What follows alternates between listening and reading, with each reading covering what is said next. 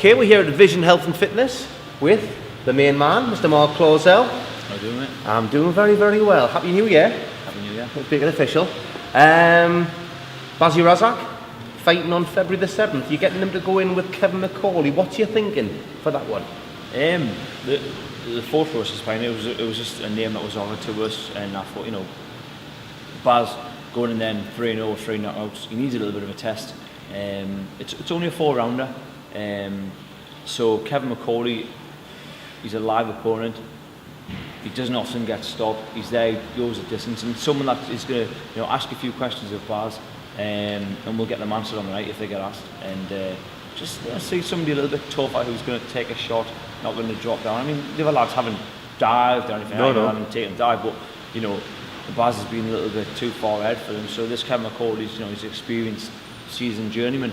So we're expecting a bit of a tough fight for Baz, and just see how it goes. The way Baz's progress has been going, he's every time I come down, I see him sparring. He's looking faster every time. I mean, he fought toward end of November. Yeah.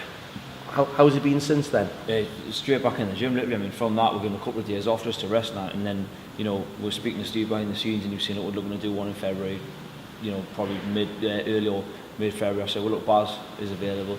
He was wanting him on there, and he being a local lad, and I said, yeah, he'll be available for that one, no problem. So he's just stayed. You've seen, he's just stayed in the gym. He's fit. He's nearly on weight, and he'll be peaking in a couple of weeks anyway with that one. So.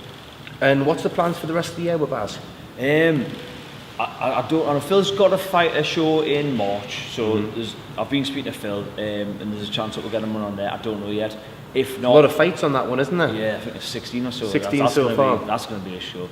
One fight at a time with Baz, because I don't want to start planning February, March, April, because if he gets cut or he breaks his hand, it can always happen. I don't want to say like we're fighting yet, and I don't want him to look past Kevin McCauley. So I've not told him, that there's this one or that one. I've just said, February, that's it, concentrate on that. And if he fights in March or he fights in April, I'll tell him after this fight, and that's it. He'll not know.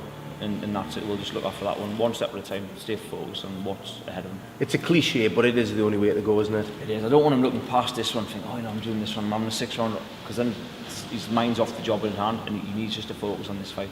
So that's fine. And obviously, you've got more than Baz. You've got obviously the rest of you guys. We've been doing some interviews today. Now you're looking at putting together a bit of an ambitious sort of venture here with the Time We Are Derby. It's something that we've been talking about, and throwing ideas around, and thinking, what could it do just to I don't know, just trying to attract more attention, more local businesses. I mean, some of the amateur shows that come when they do the shows are fantastic. They're rammed, and you see that, and I think let's do something a little bit more ambitious. I don't know if it's expansive. Been done, I don't know if it's been done in the past before. It may have been, but to me, I haven't heard it personally. I think you get individual fights where it gets called a Time We Are Derby. This is what I'm going to do. As it's going to be an annual. This is going to be the first annual Time We Are Derby.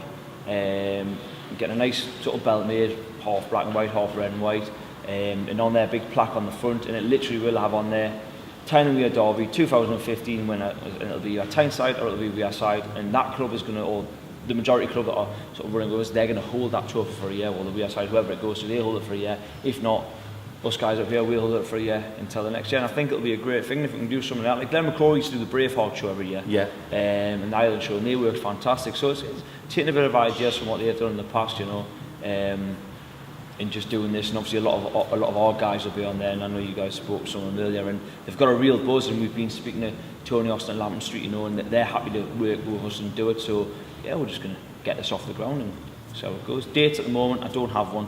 I've got venues secured. There's a couple of venues we've been talking to, they're happy to give us some dates. Just got to get a date confirmed with the amateur boxing side of it now. Brilliant. Well, it's one of the things that we're looking to do as well. Obviously, with the amateur side of boxing, it doesn't get much coverage. And you can just see with the guys today and the other clubs I've been to, if you put them in front of the cameras there, they're just so... They want it brings a light, shines a light in them sort of thing, and it's like... on the North East Fight Team, we're actually going to have an amateur section on there shortly, so we'll be getting all the lads, all the profiles up there and things like that. But it's all about getting the exposure, because some of these amateur shows that I've been to, the boxing's outstanding, but I only went to them because somebody, a friend of mine, was either boxing there or whatever. But there's so many shows that people would maybe go to, but they just don't know that they're on. Yeah, And I think that's what we need to fix. I think what's fantastic is once Ivor came in and removed the head guards for the seniors, not the juniors but the seniors, it allows it to go a little bit more mainstream. Like, I mean, I was too young at the time when the head guards weren't in. You know, when I started boxing, the head guards are in. But I think what it might do, or I'm hoping it might do, is it'll bring mainstream sponsors back on, because the face is a more recognisable face. Yeah. It's very hard to tell when you're sort of like that. And you say, who's that lad? But you've got a face to a name.